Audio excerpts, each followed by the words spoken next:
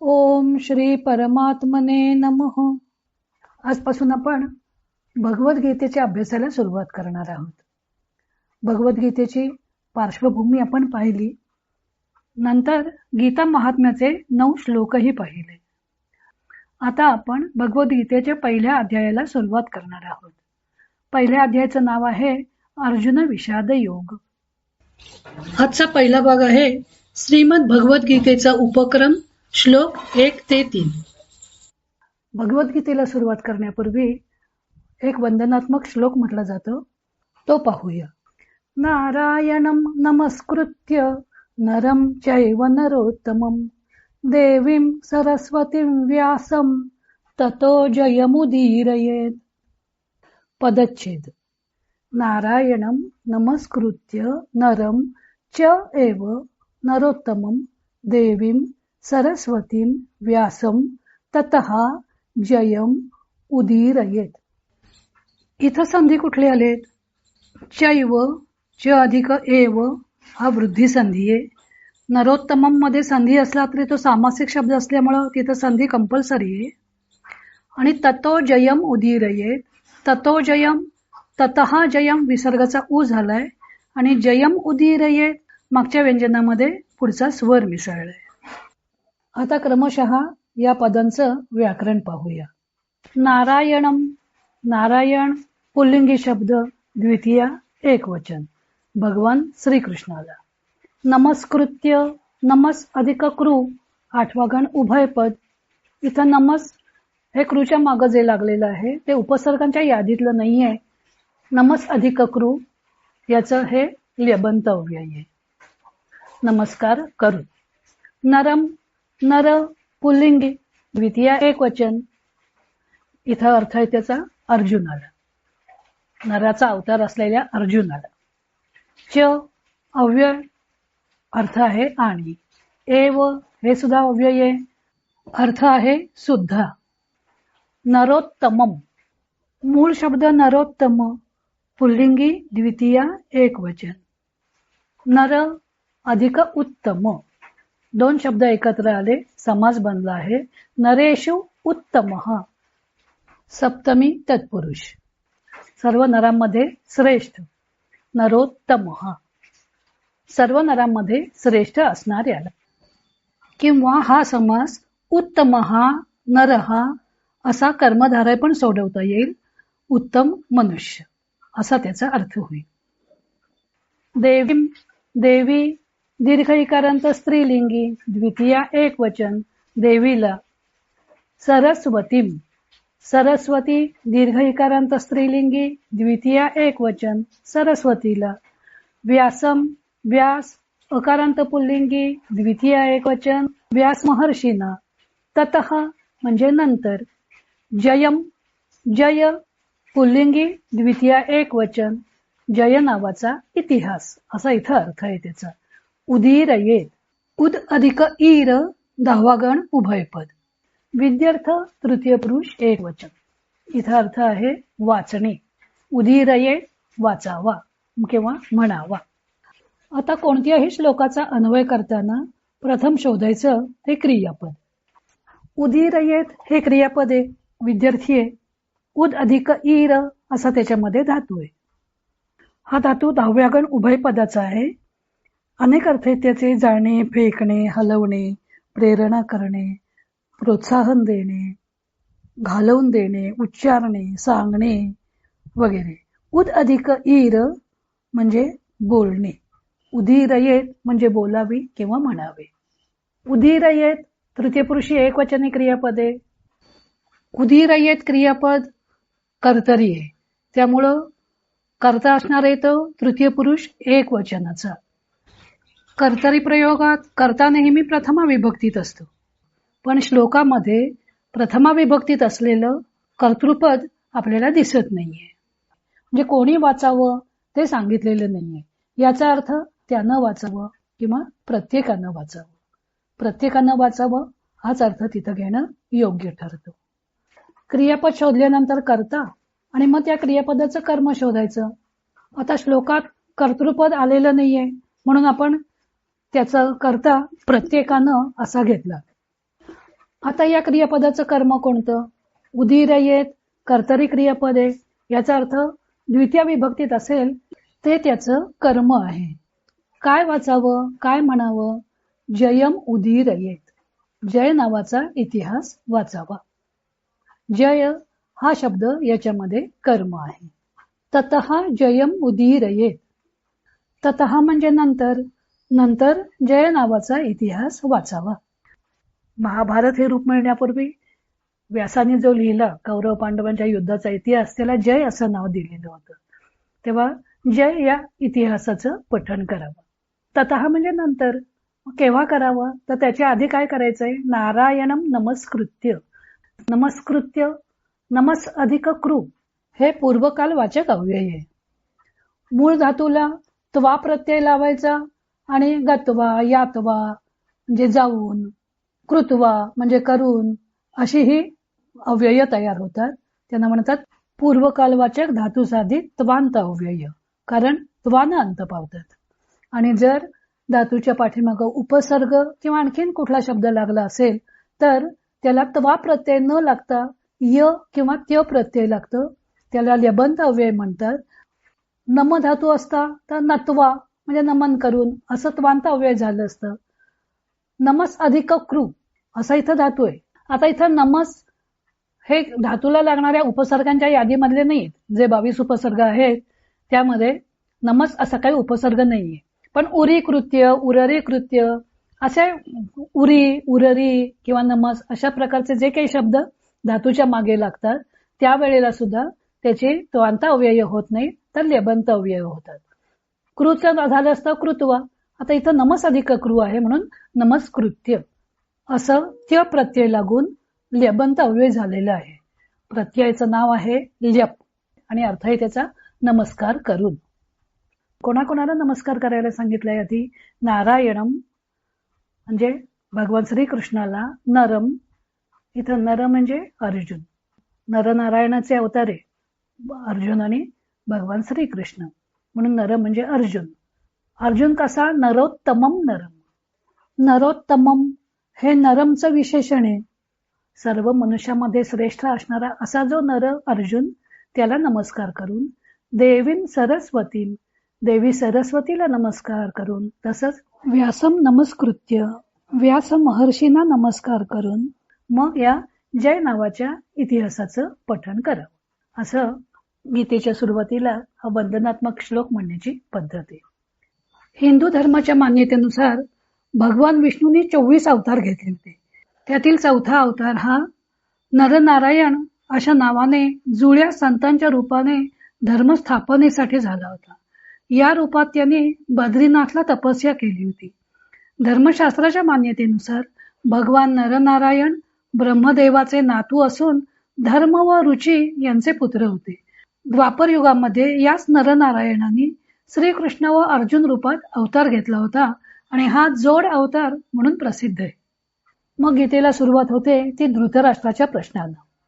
धृतराष्ट्र उवाच धर्मक्षेत्रे कुरुक्षेत्रे समवेतायुयुत्सवः मामकाः पांडवाश्चैव किम कुर्वत संजय. पदच्छेद. धृतराष्ट्रः उवाच धर्मक्षेत्रे कुरुक्षेत्रे समवेताः युयुत्सवः मामकाः पांडवाः च एव किम अकुर्वत संजय. या श्लोकात संधी कुठे आलेत? पूर्वार्धात आहे समवेता युयुत्सवः, विसर्गाचा लोप झालाय, समवेताः युयुत्सवः. आणि पांडवाश्चैव, पांडवाः अधिक च, इथं विसर्गाचा श झालेला आहे आणि चैव मध्ये च अधिक एव, इथं अ आणि ए मिळून ऐ झाला, हा वृद्धी संधी आहे. किम कुर्वत मध्ये मागच्या व्यंजनामध्ये पुढचा स्वर मिसळलाय. याचं व्याकरण बघूया. धृतराष्ट्र, धृतराष्ट्र पुल्लिंगी प्रथमा एक वचन. धृतराष्ट्र शब्दामध्ये 2 शब्द एकत्र आलेले आहेत, धृत आणि राष्ट्र. अर्थातच हा सामासिक शब्द आहे. धृतम राष्ट्रम येन सह म्हणजे ज्याने राज्याला धरून ठेवलं आहे असा हा एक समास सोडवता येतो. किंवा धृत राष्ट्रेण यहा सह, राष्ट्रानं ज्याला धरून ठेवलं आहे असं दोन्ही प्रकारचा सोडवता येईल. धृतराष्ट्र हे कौरवांच्या पित्याचं नाव आहे, जन्मांध आहे आणि त्याला महाभारतीय युद्धाचे प्रत्यक्ष वर्णन सांगण्याकरता व्यासाने संजयाची योजना केलेली आहे. धृतराष्ट्र उवाच, धृतराष्ट्र म्हणाला, उवाच वच दुसरा गण परस्मैपद बोलणे, परोक्ष भूतकाळ तृतीय पुरुष एकवचन. धृतराष्ट्र म्हणाला. आता मग त्याच्या पुढे त्यानं श्लोक म्हटलेला आहे, धर्मक्षेत्रे कुरुक्षेत्रे. धर्मक्षेत्रे, धर्मक्षेत्र नपुसकलिंगे सप्तमी एकवचन. धर्मक्षेत्री समास आहे धर्मस्य क्षेत्रम, धर्माचं क्षेत्र किंवा धर्माय क्षेत्रम, धर्मासाठी असणारं क्षेत्र.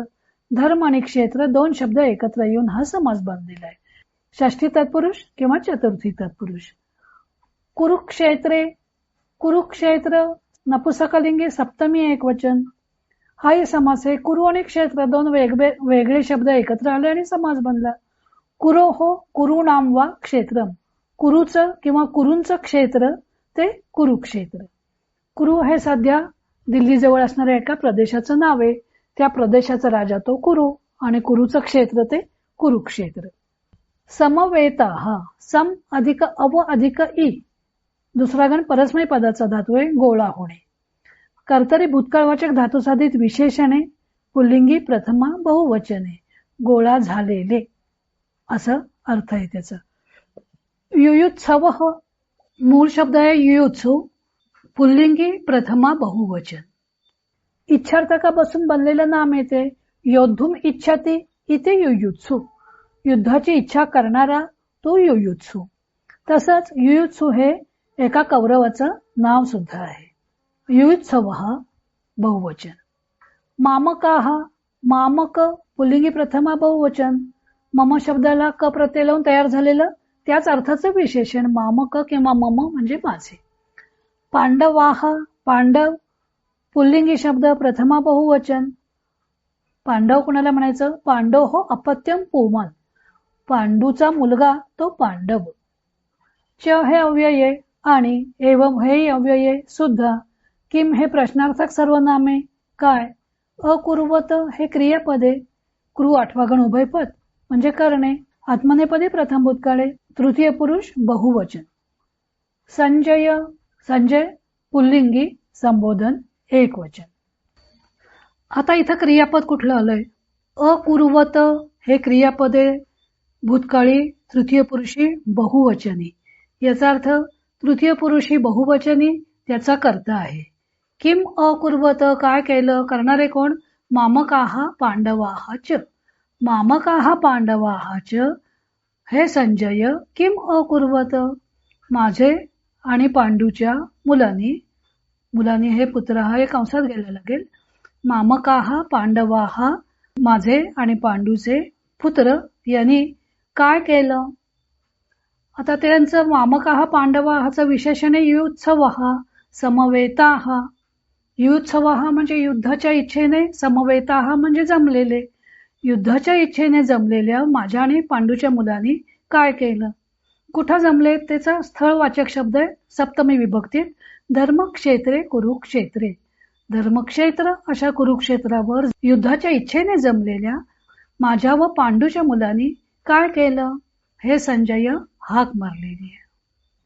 अर्थात ते युद्धासाठी एकत्र आलेले होते, ते युद्धच करणार होते. त्यांचं युद्ध झालंय. भीष्म धारातीर्थी पडलेत म्हणजे शरपंजरी पडलेत. ही गोष्ट धृतराष्ट्राला कळलेलीच आहे. पण हे भगवद्गीता जेव्हा महाभारतातून वेगळी केली एक धर्मग्रंथ म्हणून, त्यावेळेला हा परिचयात्मक पहिला अध्याय लिहिलेला आहे. त्यामुळे इथं धृतराष्ट्राला हे माहीत नाहीये असं गृहीत धरलेलं आहे आणि त्यांना विचारलाय प्रश्न की माझ्या आणि पांडूच्या मुलांनी काय केलं. पहिला श्लोक धृतराष्ट्राच्या तोंडी आहे. आपल्या व पांडूच्या मुलांनी काय केलं ते तो संजयाला विचारित आहे. उद्देश एकच आहे की संजय शिष्टाईचा परिणाम होऊन पांडवांनी युद्धातून माघार घेतली का ते त्याला जाणून घ्यायचंय. आपला राज्यावरचा अधिकार अंधपणामुळे गेला याची त्याला रुखरुख आहे. पांडूच्या वनगमनानंतर अनायासे प्राप्त झालेला राज्यमुकुट त्याला आता उतरवायचं नाहीये. दुर्योधनालाच हस्तिनापूरचं राज्य मिळावं अशी त्याची इच्छा आहे आणि म्हणूनच सुरुवातीपासून त्याने दुर्योधनाच्या कटकारस्थानाला अनुमोदन दिलेलं होतं आणि वरकरणी माझी मुले ऐकत नाहीत हे पालुपद चालू ठेवलं होतं. आता जर पापाच्या भीतीनं पांडवांनी युद्धातून माघार घेतली तर द्यूताच्या पटावर अन्यायाने जिंकलेले राज्य अलगद दुर्योधनाच्या पदरी काहीही कष्ट न करता पडलं असतं. म्हणून तो संजयाला पांडवांनी काय केलं हे विचारत आहे. म्हणजे शिष्टाईचा परिणाम होऊन पांडवांनी युद्धातून माघार घेतली का हे त्याला जाणून घ्यायचं आहे. कुरुक्षेत्राला धर्मक्षेत्र असं म्हटलेलं आहे. कुरुक्षेत्र म्हणजे हस्तिनापूरच्या भोवतीचं मैदान. कौरव पांडवांचा पूर्वज कुरु नावाचा राजा येथील जमीन मोठ्या कष्टाने नांगरत होता, म्हणून त्याचं नाव कुरुक्षेत्र असं पडलं. कुरु राजा जेव्हा हे शेत नांगरत होता तेव्हा इंद्रानं त्याला ते शेत नांगरण्याचं कारण विचारलं. तेव्हा कुरूने उत्तर दिले की जो मनुष्य या ठिकाणी मृत्यू पावेल तो पुण्यात्म्यांना प्राप्त होणाऱ्या पापरहित लोकात जाईल. तेव्हा इंद्र त्याचा उपहास करून परत गेला. कुरु राजा आपल्या कार्यापासून विरत होत नव्हता. कठोर तपस्यापूर्वक जमीन नांगरण्याचे त्याचे व्रत चालूच होतं. प्रत्येक वेळी इंद्र येऊन त्याला जमीन नांगरण्याचे कारण विचारे आणि कुरूचं उत्तर ऐकून त्याचा उपहास करून स्वर्ग लोकात जात असे. एकदा इंद्राने ही गोष्ट देवतांना सांगितली. तेव्हा देवतांनी इंद्राला सांगितलं की तू त्याची चेष्टा करू नकोस. शक्य असेल तर कुरूला वर देऊन त्याला आपल्या वश करून घे.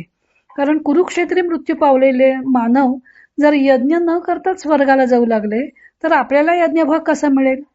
तेव्हा इंद्राने कुरुराजाला वर दिला की हे राजा, तू व्यर्थ कष्ट करू नकोस. जो मनुष्य अथवा पशु पक्षी येथे निराहार राहून देहत्याग करेल अथवा युद्धात मारला जाईल तो स्वर्ग लोकाचा भागीदार होईल.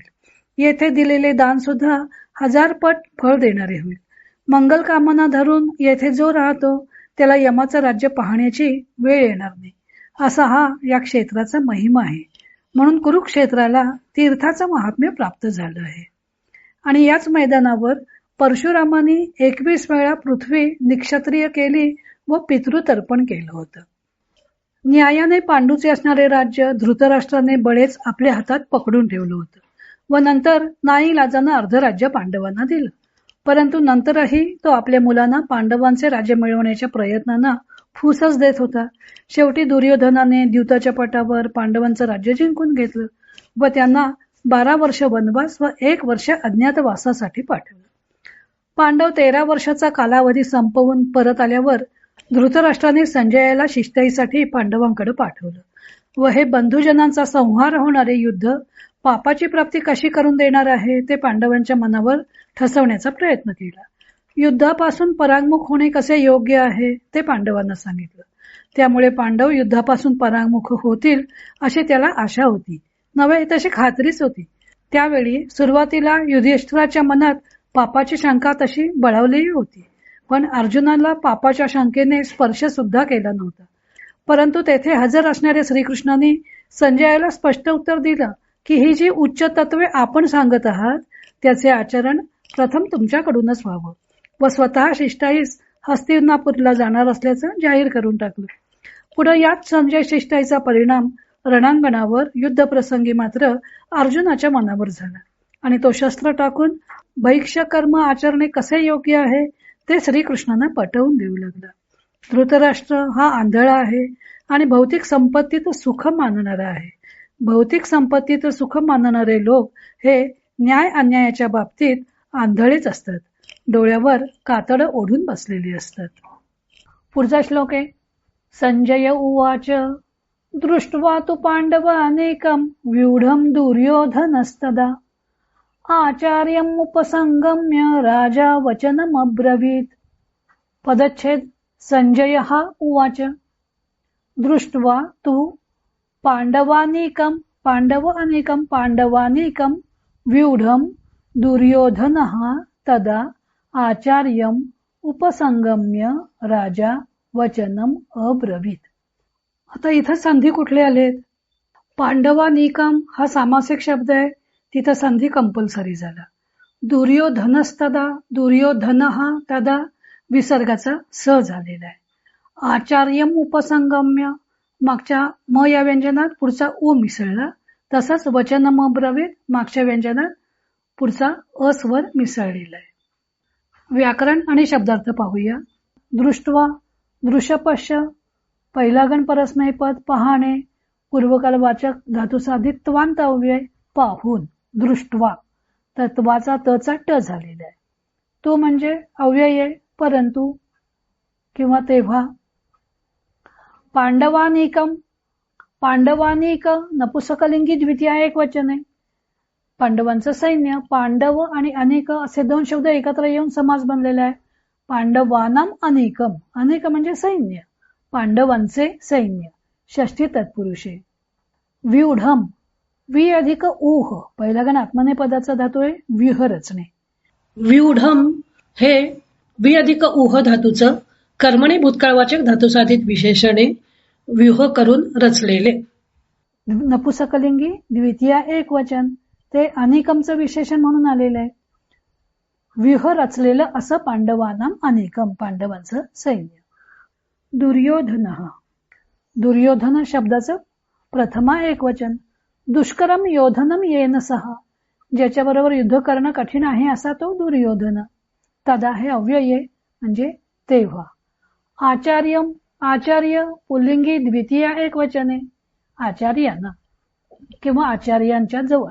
उपसंगम्य, उप अधिक सम अधिक गम, पहिला गण परस्मैपद, जवळ जाणे.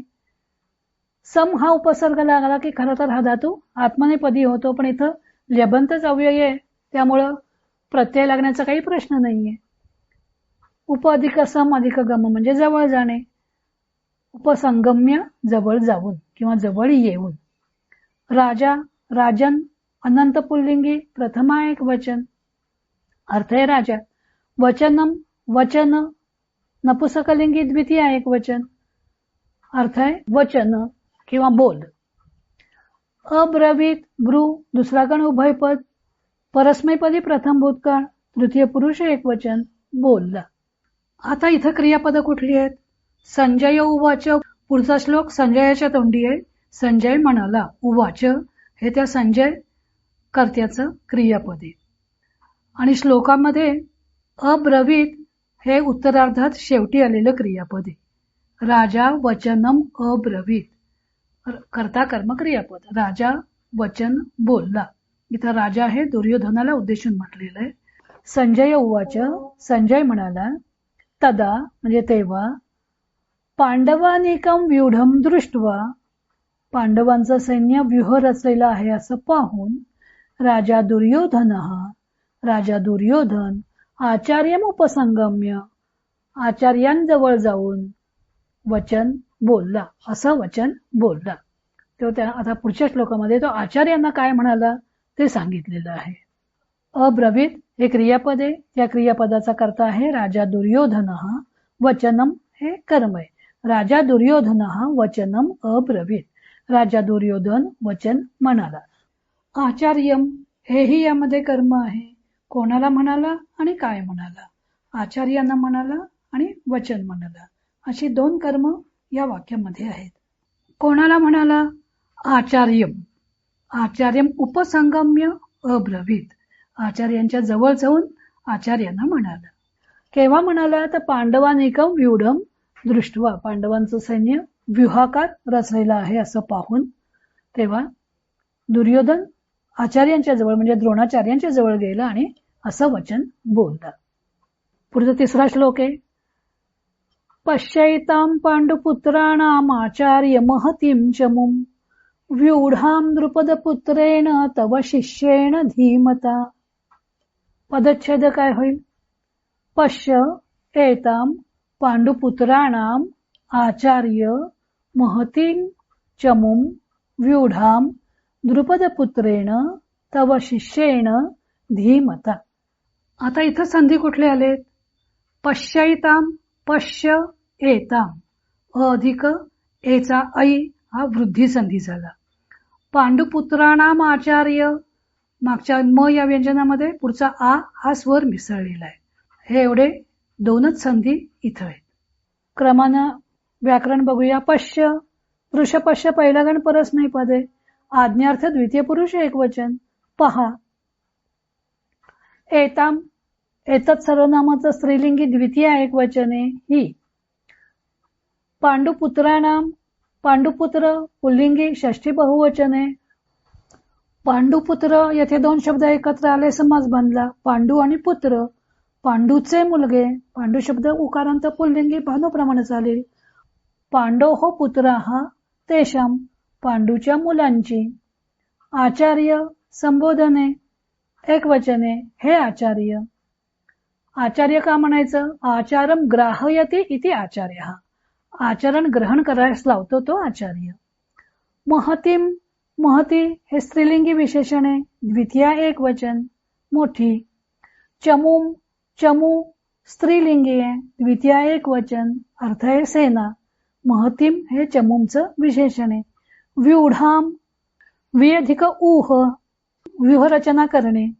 कर्तरी भूतकाळवाचक धातू साधित विशेषण, स्त्रीलिंगी द्वितीया एक वचन, व्यूहरचना केलेली, हे त्या चमूमचं विशेषण आहे. द्रुपद पुत्रेण, द्रुपद पुत्र पुल्लिंगी तृतीया एक वचन. द्रुपद आणि पुत्र दोन शब्द एकत्र येऊन समास बनला. द्रुपदस्य पुत्रः, द्रुपद पुत्रः.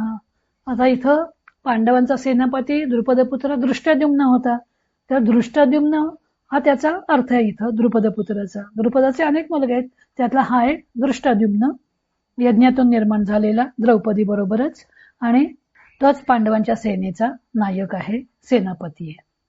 तव युष्मत सर्वनाम षष्ठी एक वचन, तुझा. शिष्येण, शिष्य पुल्लिंगी तृतीया एक वचन, शिष्याने. धीमता, धीमत तकारांत पुल्लिंगी विशेषण आहे, तृतीया एक वचन, हे धीमता हे शिष्येणचं विशेषण आहे. ह्याच्यामध्ये क्रियापद काय आलं? पश्य. पश्य हे क्रियापद आज्ञार्थी द्वितीय पुरुष एक वचन आहे. याचा अर्थ तिथं त्वम हा करता असला पाहिजे, तो तिथं दिलेला नाहीये. हे आचार्य पश्य, म्हणजे हे आचार्य पहा. आता काय पहा? महतीम चमूम पश्य, मोठी सेना पहा. कुणाची सेना? पांडुपुत्राणाम चमूम पश्य, पांडुपुत्रांची सेना पहा. ती कशी आहे? महतीम आणि व्यूढाम, व्यूहाकार रचलेली अशी मोठी पांडवांची सेना पहा. आता ही व्यूहाकार कोणी रचलेली आहे? तव धीमता शिष्येण द्रुपद पुत्रेण.